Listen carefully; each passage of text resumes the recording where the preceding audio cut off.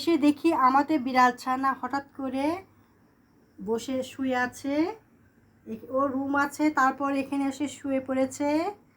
তোমার কি রুম নেই? তুমি এখানে এসে শুয়েছ? উঠো, তোমার রুমে যে শোও। এখানে তোর ভালো লাগছে? উঠো।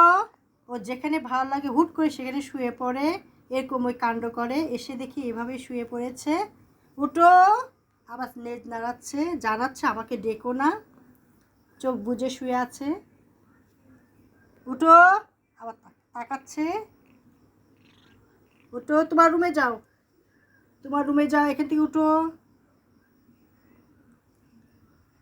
ওর মনেই ঘুমাচ্ছে।